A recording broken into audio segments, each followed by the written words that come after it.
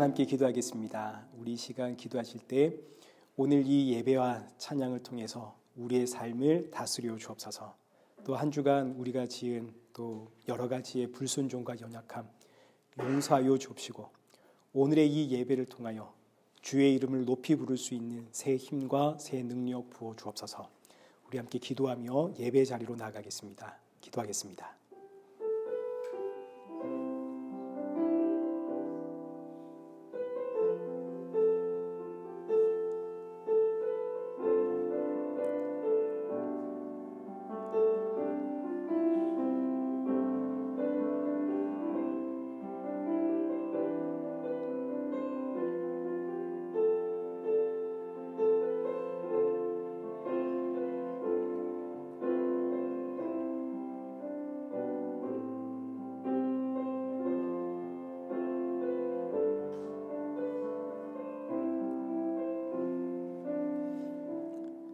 태초에 말씀이 계시니라. 이 말씀이 하나님과 함께 계셨으니 이 말씀은 곧 하나님이시니라. 참 좋으신 하나님, 오늘도 우리를 이 예배 자리로 인도하심에 감사를 드립니다. 오늘도 이 예배를 통하여 생명의 주가 되시는 예수 그리스도, 우리가 그분 한 분 바라보며 나아갈 수 있도록 크신 은혜 허락하여 주옵소서. 이 시간 지난 한 주간 동안 우리가 짊어진 죄와 삶의 무게를 주님 앞에 내려놓습니다. 우리의 연약함과 불순종 용서하여 주옵시고, 이 시간 우리를 대표해서 기도하시는 집사님의 기도와 우리의 예배를 기뻐 받아 주옵소서. 예수님의 이름으로 기도드리옵나이다. 아멘. 우리 신앙 고백하시겠습니다. 전능하사 천지를 만드신 하나님 아버지를 내가 믿사오며 그 외아들 우리 주 예수 그리스도를 믿사오니 이는 성령으로 잉태하사 동정녀 마리아에게 나시고 본디오 빌라도에게 고난을 받으사 십자가에 못 박혀 죽으시고 장사한 지 사흘 만에 죽은 자 가운데서 다시 살아나시며 하늘에 오르사 전능하신 하나님 우편에 앉아 계시다가 저리로서 산자와 죽은 자를 심판하러 오시리라. 성령을 믿사오며 거룩한 공예와 성도가 서로 교통하는 것과 죄를 사하여 주시는 것과 몸이 다시 사는 것과 영원히 사는 것을 믿사옵나이다. 아멘.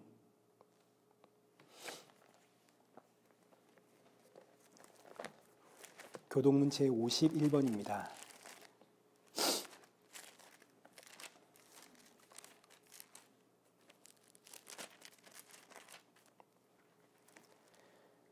여호와께 감사하라. 그는 선하시며 그의 인자하심이 영원함이로다. 이제 아론의 집은 말하기를 그의 인자하심이 영원하다 할지로다.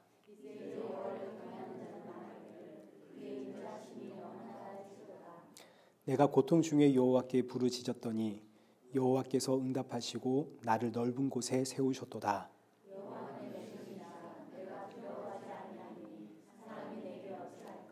여호와께서 내 편이 되사 나를 돕는 자들 중에 계시니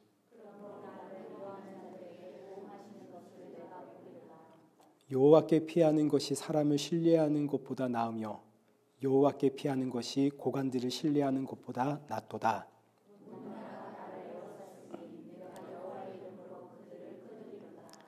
너는 나를 밀쳐 넘어뜨리려 하였으나 여호와께서는 나를 도우셨도다. 여호와는 나의 능력과 찬송이시요 또 나의 구원이 되셨도다. 아멘. 찬송가 9장입니다.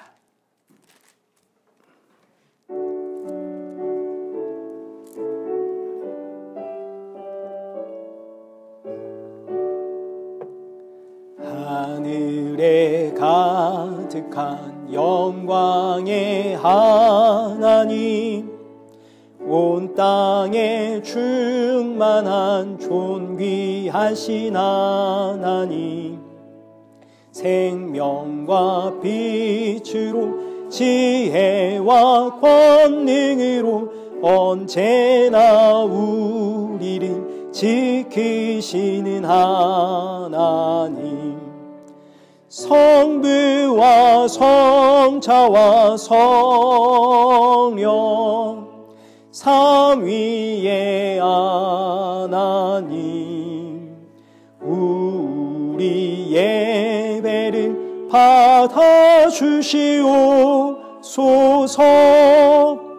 사랑이 넘치는 자비하신 하나님, 은혜가 풍성한 구원의 하나님, 참회의 심령에 평안을 주시옵고 죄악과 허물을 용서하여 주소서. 찬송과 영광과 생명, 구원의 하나님, 우리 예배를 받아주시옵소서. 연약한 심령을 굳게 세워주시고 우둔한 마음을 지혜롭게 하시고 주의 뜻 받들어 참되게 살아가며 주 말씀 따라서 용감하게 하소서. 권능과 지혜와 사랑, 은혜의 하나님, 우리 예배를 받아주시옵소서. 주 앞에 나올 때 우리 마음 기쁘고 그 말씀 힘되어 새 희망이 솟는다. 고난도 슬픔도 이기게 하시옵고 영원에 잇대어 살아가게 하소서. 우리의 자랑과 기쁨, 생명의 하나님, 우리 예배를 받아주시옵소서.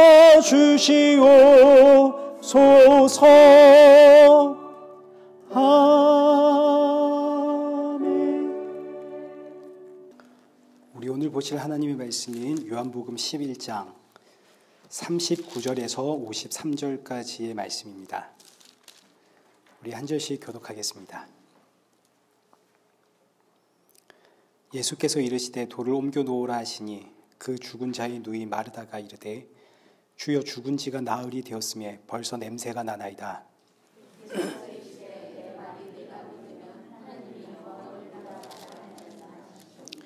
돌을 옮겨 놓으니 예수께서 눈을 들어 우러러 보시고 이르시되 아버지여 내 말을 들으신 것을 감사하나이다.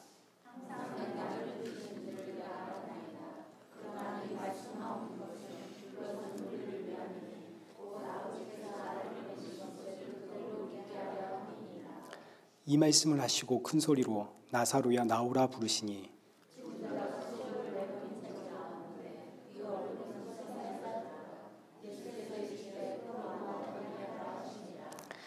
마리아에게 와서 예수께서 하신 일을 본 많은 유대인들이 그를 믿었으나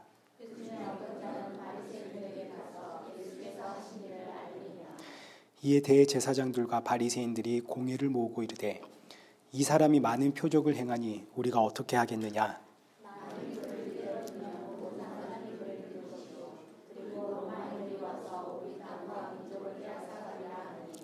그 중에 한 사람 그의 대제사장인 가야바가 그들에게 말하되 너희가 아무것도 알지 못하는도다.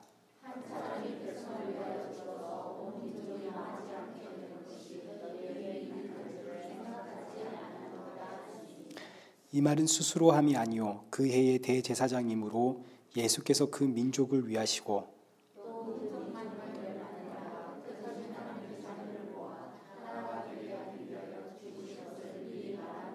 함께 읽겠습니다. 이날부터는 그들이 예수를 죽이려고 모의하니라. 아멘. 네, 우리 교회 소식은 우리 다음 주 기도는 허재은 우리 자매님이 기도해 주시겠습니다. 우리 계속해서 유은영 권사님의 어머니의 건강과 또 가족들을 위해서 기도해 주시기를 부탁을 드립니다. 우리 이 시간에는 은혜 아니면 살아갈 수가 없네, 우리 찬양하시면서 준비하신 헌금 봉헌하도록 하겠습니다.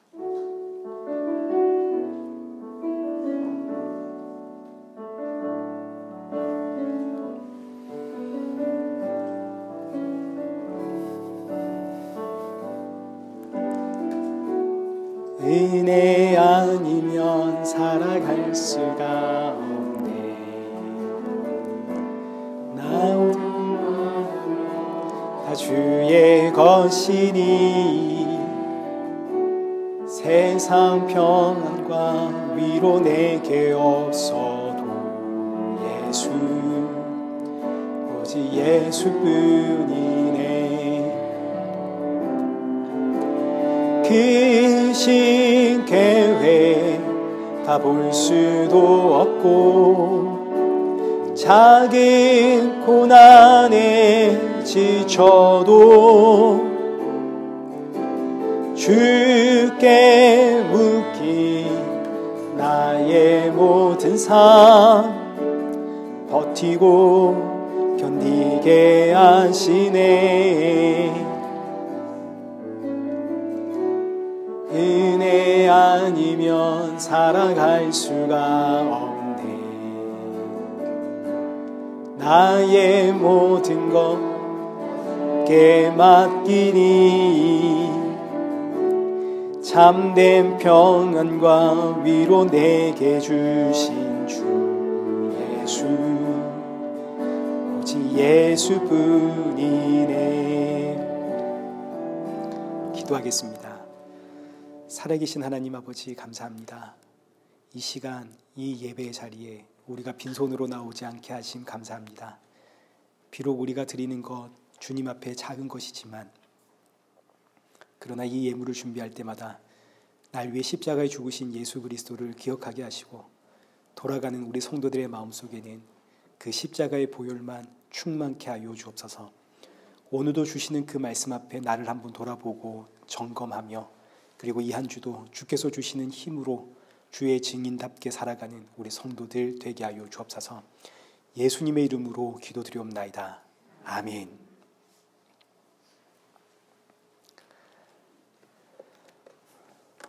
오늘 본문은 요한복음 11장 39절에서 53절까지의 말씀입니다.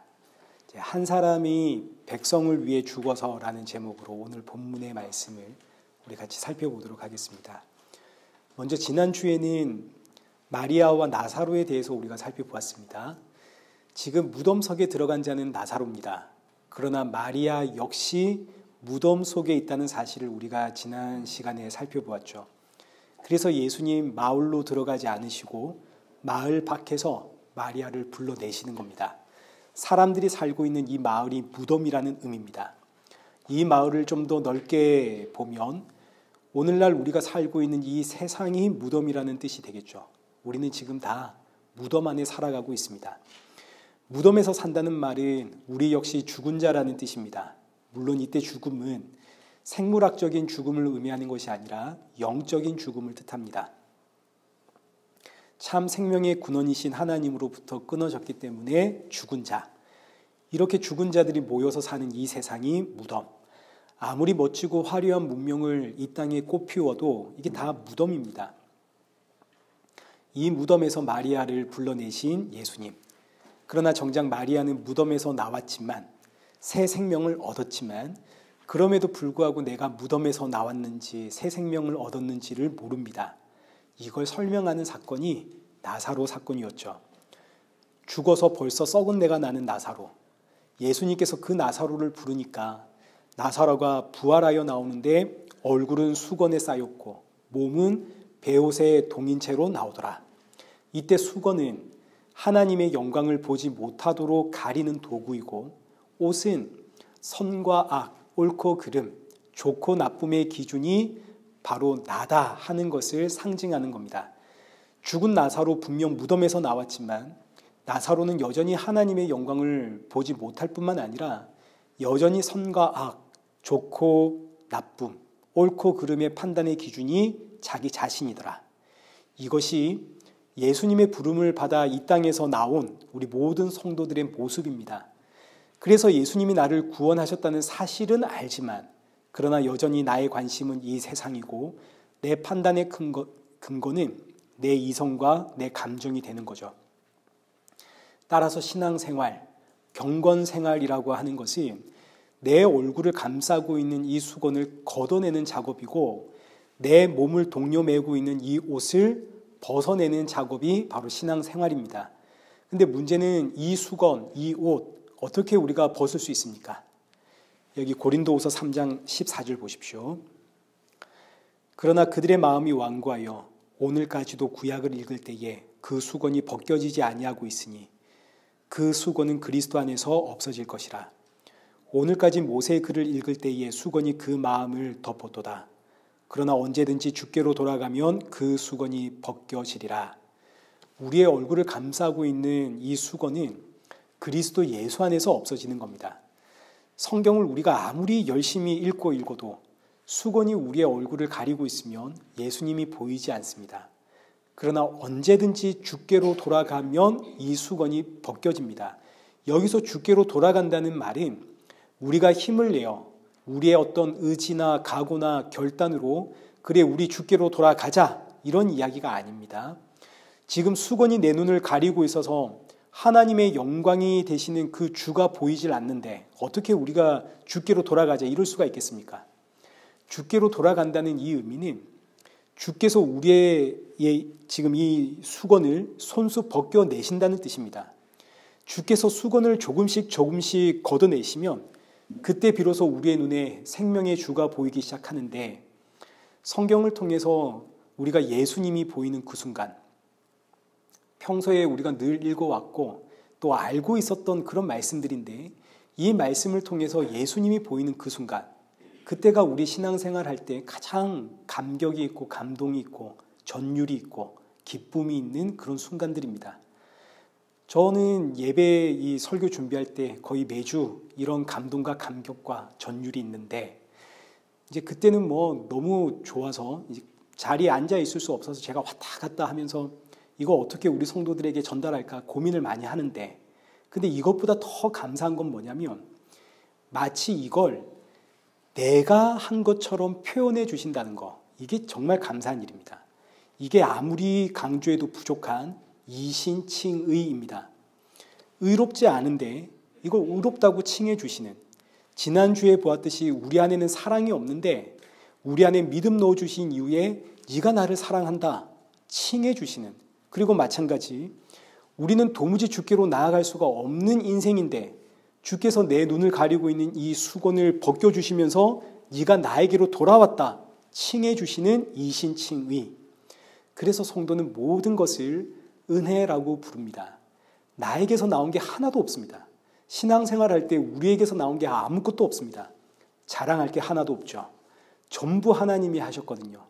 그래서 성도의 고백이 나의 나 된 것은 오직 하나님의 은혜라. 자, 이때 중요한 것이 그럼 하나님은 언제 어떻게 내 얼굴을 가리고 있는 이 수건을 벗겨내 주시는가? 로마서 10장 17절입니다. 그러므로 믿음은 들음에서 나며 들음은 그리스도의 말씀으로 말미암았느니라. 저와 여러분이 그리스도의 말씀을 들을 때 그때 수건이 벗겨진다 이거죠. 그래서 우리가 성경을 읽고 또 말씀을 듣고 예배 자리를 찾아 나오게 되는 겁니다. 요한복음 5장 39절에 기록된 것처럼 너희가 성경에서 영생을 얻는 줄 생각하고 성경을 연구하거니와 이 성경이 곧 내게 대하여 증언하는 것이니라. 성경이 예수님을 증거하고 있다는 이 사실을 알고 성경을 읽을 때 그리고 그 예수님 증거하는 말씀을 들을 때 그때 우리의 얼굴을 가리고 있는 이 수건을 하나님이 조금씩 벗겨내 주시는 거죠. 그때 그 기쁨이 얼마나 큰지 성도는 이 기쁨을 알기 때문에 말씀을 사모하고 주야로 말씀을 묵상하고 예배를 사모하고 예배 자리를 찾아 나오고 기도의 자리, 찬양의 자리를 나아가고 물론 우리 안에 또 마음의 소원은 가득하지만 우리 육신이 연약해서 이게 또 잘 안 되기도 합니다. 늘 마음의 부담은 가지고 있지만 기도할 시간이 없고 성경 볼 시간이 없고 말씀 들을 시간이 없고 이게 이제 우리의 현실이죠. 우리가 드라마 재밌는 거 볼 시간은 있어도 성경 볼 시간은 없습니다. 그러나 수건이 조금씩 벗겨질 때마다 성도가 깨닫게 되는 것은 이미 나는 예수 그리스도의 옷을 입고 있다. 이 사실을 우리가 알게 되죠. 나사로가 무덤에 나올 때는 분명히 베옷을 입고 나왔습니다. 베옷은 내 사고와 판단의 기준이 여전히 나다 하는 것을 지적하는 겁니다. 그러나 내 눈을 가리고 있는 이 수건이 조금 벗겨지는 순간 우리가 깨닫게 되는 것은 나는 분명히 무덤에서 나올 때 베옷 입고 나왔는데 알고 보니 이게 베옷이 아니라 예수님이 주신 예수님의 가죽옷이더라.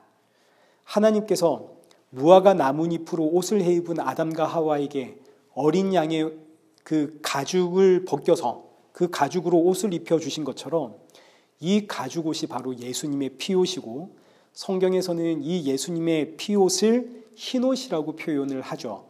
그래서 성도는 흰옷을 입는다. 그러니까 모든 성도는 무덤에서 나온 그 순간 예수님의 옷을 입는 겁니다. 십자가에서 나를 위해 흘리신 그 새 언약의 피가 내 머리부터 발끝까지를 감싸고 있습니다. 눈이 열리면 이 옷이 보이는 거죠. 나를 감싸고 있는 예수님의 이 피옷, 이것이 우리가 얼마 전에 살펴보았던 언약궤의 이야기입니다. 언약궤 안에는 만나가 담겨져 있고 아론의 쌍난 지팡이가 담겨져 있고 언약의 두 돌판이 담겨져 있는데 이게 전부 사람의 악한 죄성과 욕망, 이걸 상징하는 거 아닙니까? 이 모든 악과 죄를 언약궤 안에 넣고 그 위를 시온자가 덮고 그 위에 어린 양의 피를 부음으로 어린 양의 피가 이 언약궤 전체를 둘러싸므로써 죄사함을 받는다. 이 언약궤의 이야기가 예수님의 피, 예수님의 그 옷을 입은 저와 여러분의 이야기입니다. 그러나 말세가 될수록 놀랍게도 성도는 예수님이 주시는 이 옷을 벗으려고 합니다. 요한계시록 2장과 3장에는 7교회, 아시아의 7교회에 대한 이야기가 나오는데 그 마지막이 라오디게아 교회입니다. 라오디게아 교회는 뭘 상징하냐면 예수님 다시 오기 직전의 교회의 모습을 상징하는 것이 이 라오디게아 교회입니다. 마지막이 다가올수록 교회는 라오디게아 교회처럼 되어져 간다 이겁니다.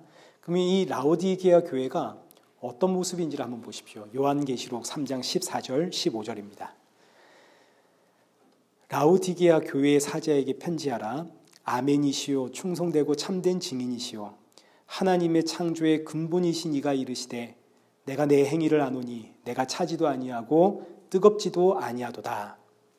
마지막 때 교회의 모습이 어떤 모습이냐면 차지도 않고 뜨겁지도 않습니다. 근데 그 이유가 어디에 있냐면 여기 17절입니다. 네가 말하기를 나는 부자라 부유하여 부족한 것이 없다. 마지막 때의 교회가 차지도 않고 뜨겁지도 않은 이유가 부자가 되었기 때문입니다. 부자라는 의미는 두 가지의 의미를 가지고 있는데 첫째는 말 그대로 부자입니다. 별로 이제 아쉬운 게 없습니다. 오늘날 이 시대의 교회를 한번 보십시오. 우리나라도 과거에는 워낙에 못 살았기 때문에 그때는 뜨겁기라도 했습니다. 물론 기복적이긴 했지만 그렇다고 해서 그걸 전부 다 잘못되었다 우리가 이렇게 부정할 수는 없죠. 그러나 이제는 좀 살만합니다. 그러자 차지도 않고 덥지도 않은 그런 교회가 되었습니다. 과거에는 교회를 건축하자 그러면 정말 목숨 걸고 건축 헌금을 하고 그랬습니다.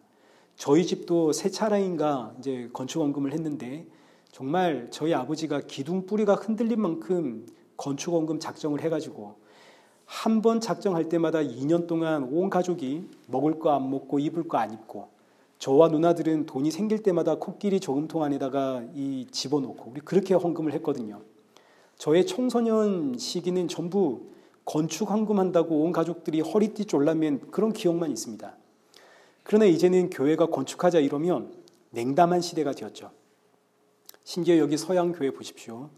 먹고 살만하니까 다 교회를 떠났습니다. 자, 두 번째, 부자라고 하는 의미는 율법에 의해 있어서 부자라는 뜻입니다. 내가 하나님의 말씀대로 산다 이거죠. 그래서 뭐를 모르냐면 여기 17절 하반절 보십시오.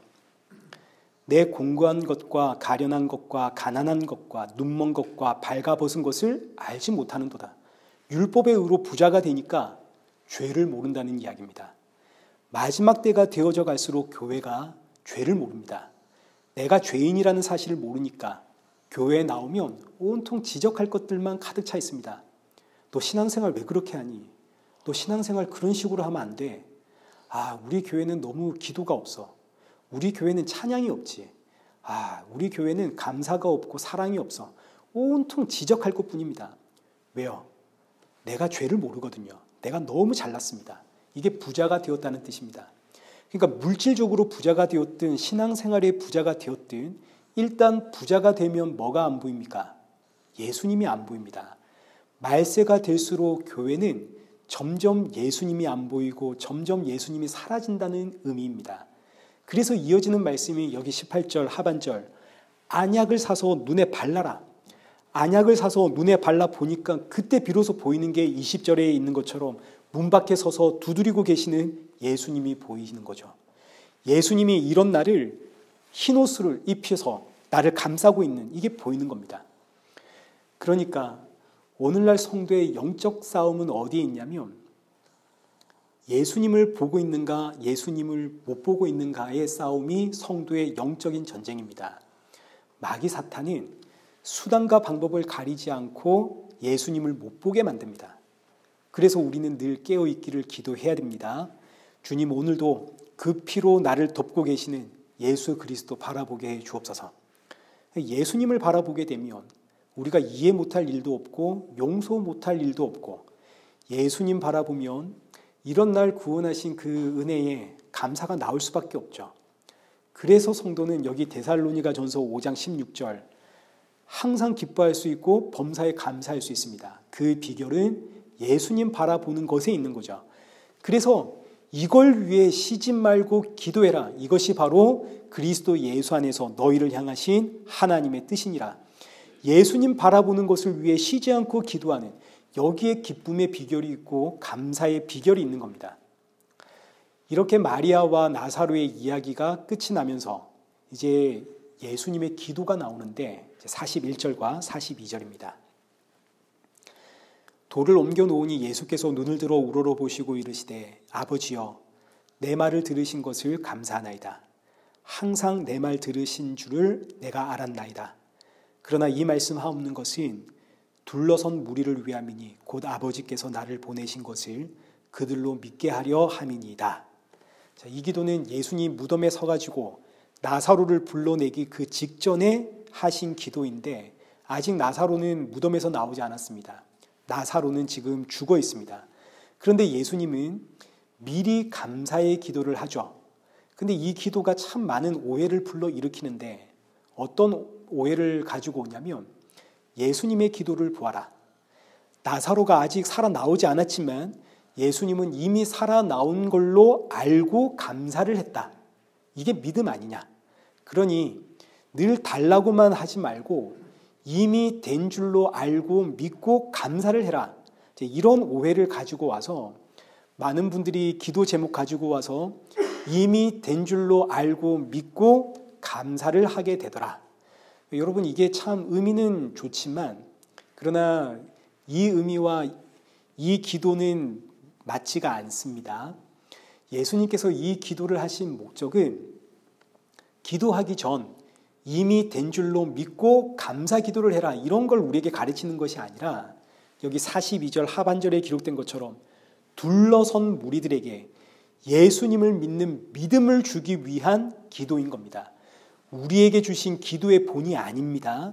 예수님처럼 이렇게 감사해라, 미리 받은 줄 알고 감사해라, 이런 기도를 가르치는 것이 아니라 지금 이 기도는 예수님께서 그야말로 자신의 그 비통한 심정을 토해내는 너무너무 외롭고 아픈 기도입니다.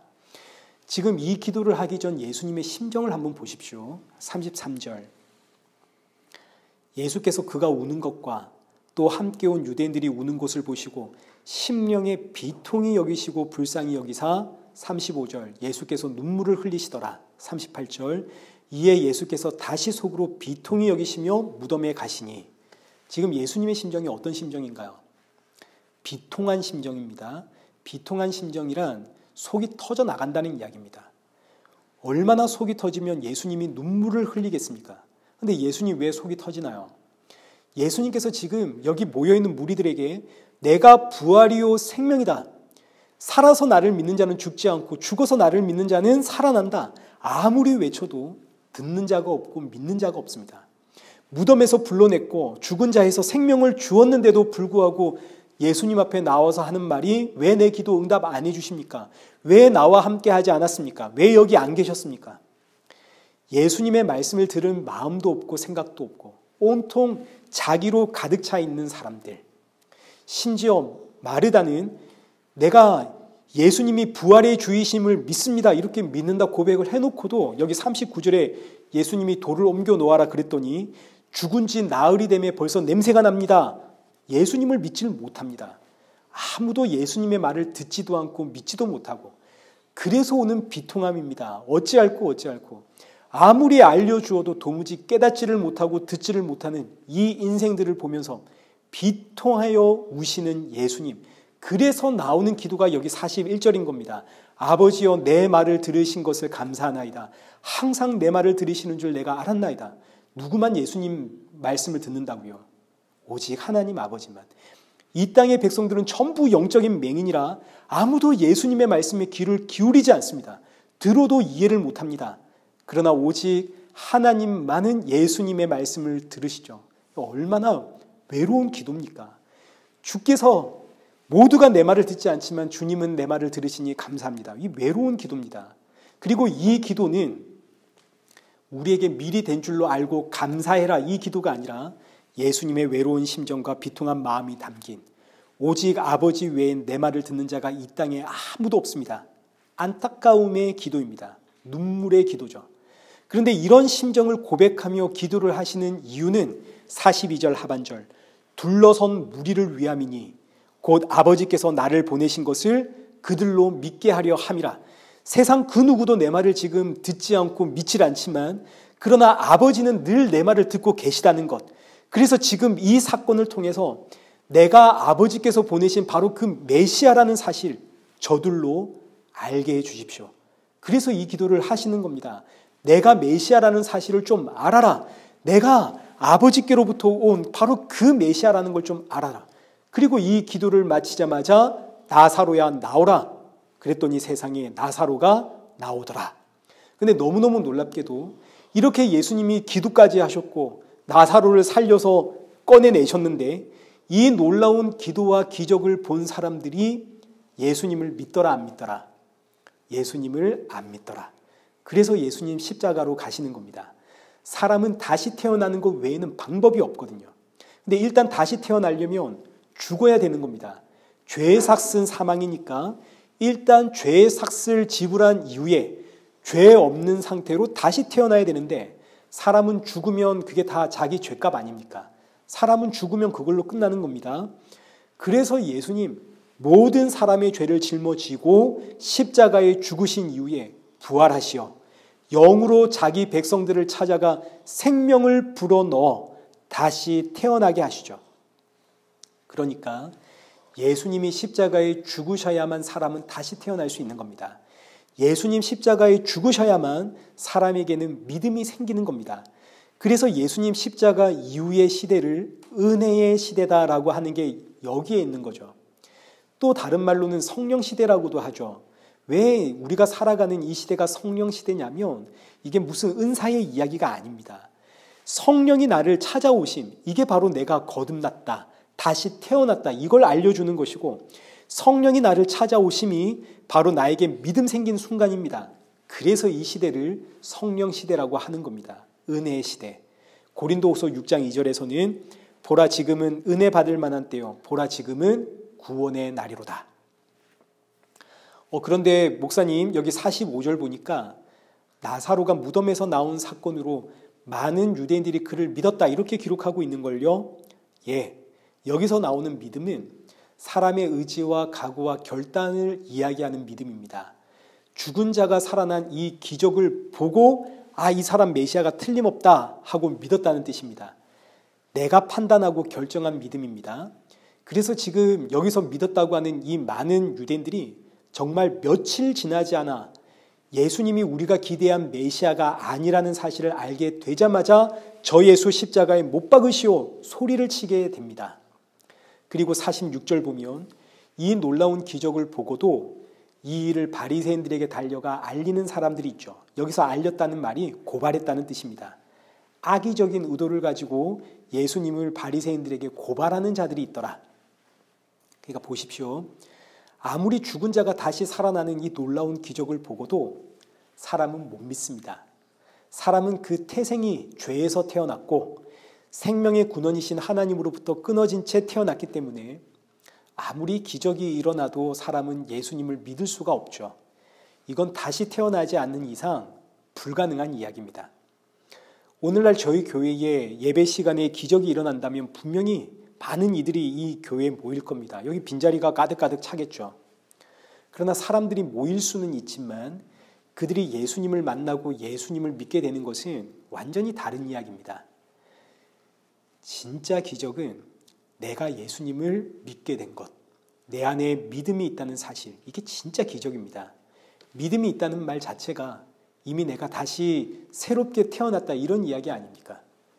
그래서 진짜 기적이 일어난 성도는 죄와 사망에 매여 있는 날 구원하신, 이런 나에게 새 생명을 주신 예수 그리스도를 바라볼 수밖에 없고, 이 기적이 일어나지 않은 사람들은 이제 표면적인 기적만 쫓아다닐 수밖에 없는 거죠. 어디 갔더니 방언을 한다더라, 예언을 해준다더라, 귀신 쫓아낸다더라, 안수했더니 병이 고쳐진다더라, 이런 걸 쫓아갈 수밖에 없고, 세상이 말하는 기적들, 기도했더니 이런 문제가 해결되었다, 이런 걸 쫓아갈 수밖에 없는 겁니다. 고린도전서 13장 1절을 한번 보십시오. 내가 사람의 방언과 천사의 말을 할지라도 사랑이 없으면 소리나는 구리와 울리는 꽹과리가 되고, 여러분 여기서 사랑이 뭔가요? 여러분 여기서 사랑이 예수님입니다. 예수님이 곧 사랑 아닙니까? 사랑이 곧 예수님. 그러니까 우리가 아무리 천사의 말을 하고 방언을 하고 귀신을 쫓아내고 병을 고치고 그래도 예수님이 없으면 그게 무슨 의미가 있습니까? 예수님이 없다면 아무리 방언을 하고 예언을 하고 귀신을 쫓아내도 사실은 그 방언하고 예언하고 귀신을 쫓아내는 그 사람이 귀신 들린 사람인 겁니다. 우리는 흔히 귀신 들렸다 이러면 눈을 뒤집고 발광을 하고 이런 걸 상상하지만 사실 귀신 들린 사람들은 굉장히 점잖습니다. 왜요? 예수님 모르는 인생은 사실 전부 귀신 들린 인생들이거든요. 아담과 하와의 선악과 사건 이후로 이 세상의 공중 권세를 누가 잡았습니까? 마귀 사탄이라고 불리우는 귀신이 공중 권세를 잡았습니다. 그러니 이 땅에서 태어나는 모든 인생은 전부 귀신의 권세에 사로잡힌 귀신 들린 자로 태어나는 겁니다. 그래서 예수님 이 땅에 오셔서 하신 중요한 사역 중에 하나가 귀신 들린 자에게서 그 귀신을 쫓아내는 거 아닙니까? 마귀 사탄의 권세에 매여 있는 인생을 구원해 내심, 이것이 예수님 이 땅에 오신 사역의 핵심입니다. 그러니까 예수님을 모르는 인생은 전부 귀신 들린 인생들. 그럼 이제 우리 주변에 점잖은 이웃들 한번 보십시오. 예수님을 안 믿는 이웃들. 얼마나 점잖하고 예의 바르고 윤리 도덕적으로 흠이 없고 착한 사람들인지. 근데 사실은 전부 귀신 들린 인생들입니다. 그런 의미에서 이제 47절 이후로 등장하는 인물들은 전부 다 귀신 들린 인생들입니다. 귀신 들린 이들은 한 가지의 공통된 특징이 있는데 그게 뭐냐면 예수님을 믿지 않습니다. 예수님을 믿지 않을 뿐만 아니라 어떻게 해서든 예수님을 죽이려고 하는 것이 귀신 들린 자의 특징입니다. 이게 바로 마귀 사탄이 하는 일이다, 이런 이야기입니다. 47절 보십시오. 이에 대제사장들과 바리새인들이 공회를 모으고 이르되 이 사람이 많은 표적을 행하니 우리가 어떻게 하겠느냐? 만일 그를 이대로 두면 모든 사람이 그를 믿을 것이요 그리고 로마인들이 와서 우리 땅과 민족을 빼앗아가리라 하니, 예수님이 죽은 나사로를 살리니까 대제사장과 바리새인들, 이 시대에 가장 고상하고 존경받는 율법의 선생들입니다. 종교 지도자들이죠. 그러나 성경은 이들이 전부 귀신 들린 자라고 고발을 하는 겁니다. 그래서 이들이 뭘 이야기하냐면 예수를 죽이자. 49절입니다. 그 중에 한 사람 그 해의 대제사장인 가야바가 그들에게 말하되 너희가 아무것도 알지 못하는도다. 한 사람이 백성을 위하여 죽어서 온 민족이 망하지 않게 되는 것이 너희에게 유익한 줄을 생각하지 아니하는도다 하였으니 53절 이날부터는 그들이 예수를 죽이려고 모의하니라. 여러분 보십시오. 예수님이 무슨 죄를 지었습니까? 예수님은 그저 죽은 자를 살려냈을 뿐이죠. 그런데 율법의 교사들, 종교 지도자들은 예수님을 죽이자 그럽니다. 이게 바로 마귀 사탄의 종노릇하는 귀신 들린 사람들의 특징입니다. 마귀 사탄은 오늘도 교회 안에서 동일하게 역사를 하는데 예수님이 교회에서 무슨 일 하셨나요? 죽은 자를 살려내셨죠. 너와 내가 죽은 자였는데 예수님이 너와 나를 살려내셨습니다. 그럼 예수님으로 살아난 자는 누구 이야기하겠습니까? 너무나 자연스럽고 당연하게 나를 살리신 예수님, 그 예수님 이야기하지 않겠습니까? 교회 안에서 예수님 이야기가 나오는 건 너무너무 자연스러운 겁니다. 교회의 머리가 예수님이시고 저와 여러분이 예수님의 몸으로 지어져 가는 거니까. 근데 마귀는 이 예수님 이야기를 못하게 만듭니다. 다른 이야기는 다 좋은데 하나님 이야기도 좋고 성령님 이야기도 좋은데 예수님 이야기만 나오면 경기를 하게 만드는 이 마귀가 하는 일입니다. 그래서 예수님 십자가에 죽으시는 겁니다. 이 마귀의 권세에 사로잡혀 있는 인생들, 지금 예수님을 죽이자 외치는 이 제사장과 바리새인들을 구원하기 위해서 이들은 지금 예수님의 죽음의 의미를 전혀 모릅니다.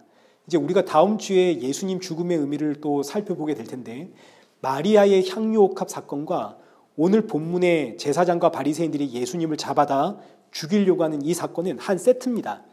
예수님의 죽음의 의미라는 주제로 아주 밀접하게 연결되어 있습니다. 마리아는 예수님의 죽음이 가지는 의미를 알지만 제사장과 바리새인들은 이 죽음의 의미를 전혀 모르거든요. 그저 마귀 사탄의 종이 되어서 예수를 죽이려고만 하는 겁니다. 근데 너무너무 놀랍게도 이들이 예수님을 죽이려고 하는 명분, 여기 50절 한번 보십시오. 한 사람이 백성을 위하여 죽어서 온 민족이 망하지 않게 되는 것이 너희에게 유익한 줄을 생각하지 아니하느냐. 이 말은 당시 대제사장이었던 가야바가 예수님을 죽이려고 내세우는 하나의 명분입니다. 그러나 사실 놀랍게도 이것이 예수님 이 땅에 오신 목적입니다. 예수님의 죽음으로 이 민족을 구원해내는 것. 그래서 이제 51절과 52절 보시면 이 말은 스스로 함이 아니요 그 해의 대제사장이므로 예수께서 그 민족을 위하시고 또 그 민족만 위할 뿐 아니라 흩어진 하나님의 자녀를 모아 하나가 되게 하기 위하여 죽으실 것을 미리 말함이라. 그러니까 대제사장이 지금 예수를 죽여서 우리가 다 살자 이 말은 스스로 한 게 아니라 하나님께서 넣어주신 이야기고, 그리고 이들이 예수님을 죽이겠다 결심한 것 자체가 하나님께서 지금 하고 계시는 놀라운 역사라는 이야기입니다. 왜요?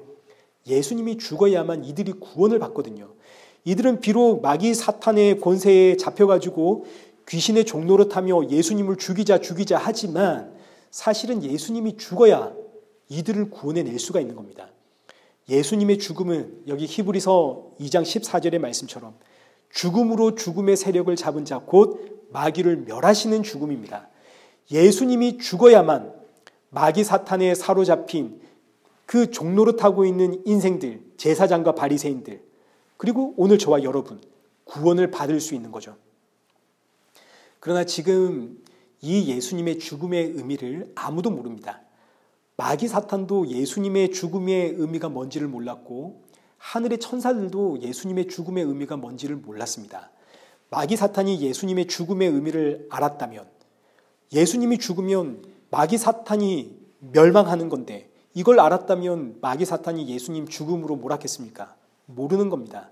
천사들도 몰랐습니다. 여기 베드로전서 1장 10절 한번 보십시오.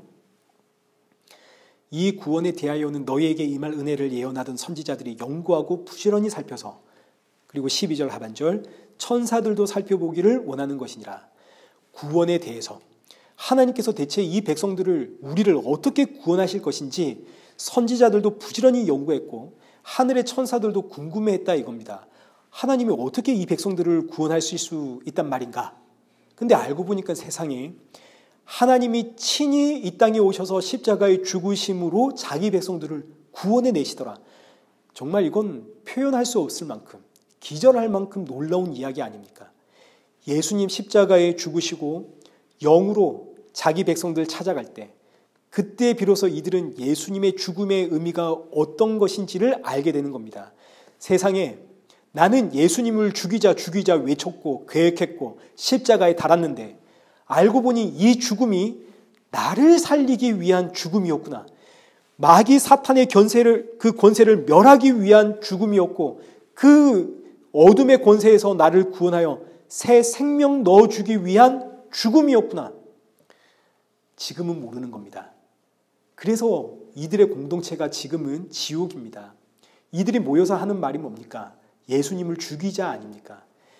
예수님을 모르면, 예수님의 십자가의 의미, 예수님의 죽음의 의미를 모르면 그 어떤 사람들이 모였다 한들 그곳은 지옥입니다. 반대로 교회를 천국의 모형이다 부르는 이유가 여기에 있습니다. 우리가 다 알다시피 교회 안에는 알곡과 가라지가 있죠. 여러분, 왜 교회에 알곡과 가라지가 있나요? 서로 싸우라고 있는 겁니까? 가라지는 알곡을 보면서 야, 너는 왜 예수님만 이야기하냐 소리치고, 알곡은 가라지를 향해서 야, 너는 예수님 모르니까 넌 하나님의 택한 백성이 아니야, 이러면서 서로 싸우라고 교회 안에 알곡과 가라지가 있는 건가요? 그거 아니죠. 여러분, 교회에 알곡과 가라지가 있다 하지만 사실은 교회 안에는 전부 가라지만 있는 겁니다. 다 자기가 잘난 가라지들. 우리도 지금 이 자리에 다 가라지들만 앉아 있는 겁니다. 우리 여러분 한번 돌아보십시오. 어디를 봐도 우리는 가라지가 틀림이 없죠. 그런데 이런 나를 예수님이 불러다가 너는 알곡이야 하고 칭해 주시는 겁니다. 그래서 교회는 알곡과 가라지가 싸우는 것이 아니라 전부 가라지만 앉아 있는데, 나 역시 똑같은 가라지인데 가라지인 나를 예수님이 불러 알곡이라 칭해 주시니 이 놀라운 사실 앞에 간증을 하고, 그리고 저들도 이 사실을 알게 해 주십시오. 저들 역시 하나님이 불러내어 이 자리에 앉힌 알곡이라는 사실 저들도 깨닫게 해 주십시오. 기도하는 공동체가 바로 교회입니다. 그래서 교회가 기도하는 공동체입니다. 예수님의 죽으심의 의미를 분명히 이해하는 성도가 되게 해 주십시오. 너도 나도 그저 십자가에 예수님 바라보는 성도 되게 해 주십시오. 교회의 머리이신 예수님을 옳게 바라보는 성도가 되게 해 주십시오. 너와 내가 예수님의 한 몸으로 아름답게 지어져가는 그런 공동체가 되게 해 주십시오. 기도하는 공동체가 바로 교회. 우리는 모두 가라지이기 때문에 오늘도 십자가의 죽음으로 너와 나를 알곡이라 불러주시는 그 하나님의 은혜와 긍휼과 사랑을 오늘도 구하고 기도하는, 우린 그런 공동체입니다. 그래서 교회를 천국의 모형이라고 하는 거죠. 예수님을 찾거든요. 반면 예수님을 찾지 않으면, 예수님이 보이지 않으면 이름은 교회이지만 사실 여기는 지옥입니다. 예수님이 보이지 않으면 교회에 나온 사람들이 전부 자기가 알곡인 줄 압니다. 다 잘났습니다. 다 자기는 하나님의 말씀대로 산다 그럽니다. 이게 바로 라오디게아 교회의 모습입니다. 오늘 우리 일의 교회가 라오디게아 교회와 같다면 빨리 말씀의 안약을 눈에 넣어 눈을 떠야 되는 겁니다. 내가 지금 예수님으로 옷 입고 있구나. 예수님의 피 흘리심으로 내가 사는 거구나. 내가 사는 것은 그야말로 예수님의 은혜구나. 이렇게 눈을 뜰 때 성도는 왜 예수님인지, 왜 교회의 머리가 예수님이고 우리가 예수님의 몸으로 지어져 가는지를 이해하게 되는 거죠. 그때 비로소 교회는 서로를 위해서 기도하는 복된 공동체가 됩니다. 이 복된 기도와 은혜의 공동체가 우리 일의 교회가 되어지기를, 그리고 이 땅의 모든 교회가 이렇게 기도하는 공동체가 되기를 축원합니다. 우리 함께 원하고 바라고 기도합니다. 우리 찬양하시고 기도의 자리로 나가겠습니다.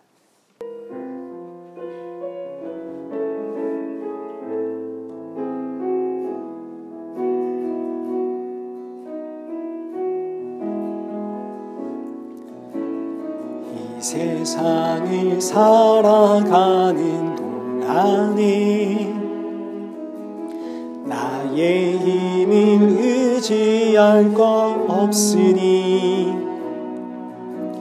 기도하고 낙심하지 말 것이 주께서 참 소망이 되심이라.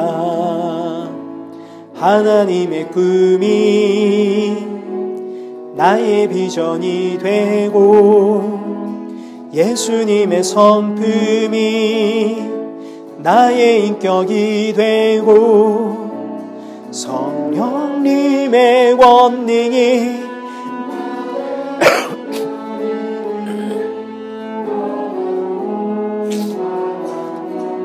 기도합니다. 주의 길 걸어가는 동안에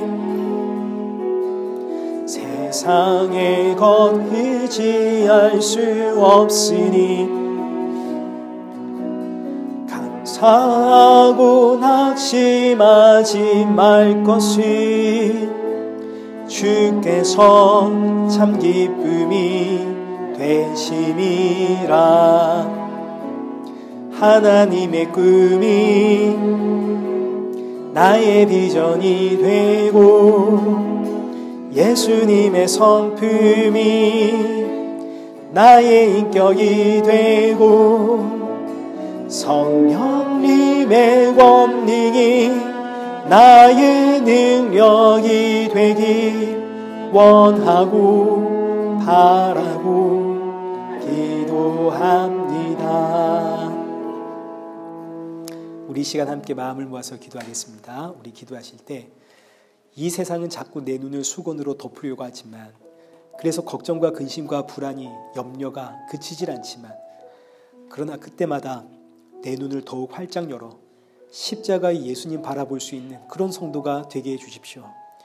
날이 갈수록 예수님의 죽음의 의미를 더욱 깊이 이해하는 성도 되게 하시고, 주께서 나를 부르신 것처럼 내 가족과 내 이웃들도 불러주옵소서.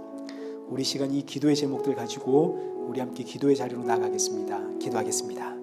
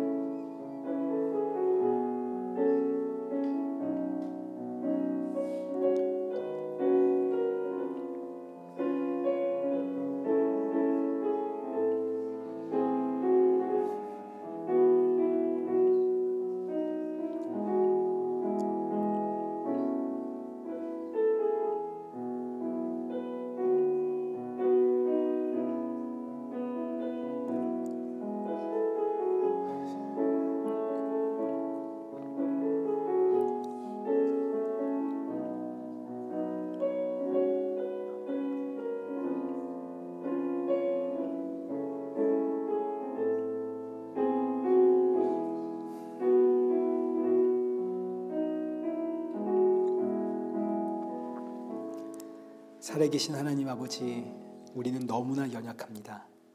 세상을 볼 때면 걱정과 불안과 근심과 염려가 그치질 않습니다. 잘 살고 싶은 욕망은 끝도 없고 나도 잘났다는 이거 자랑하고픈 마음이 자꾸 터져 나옵니다.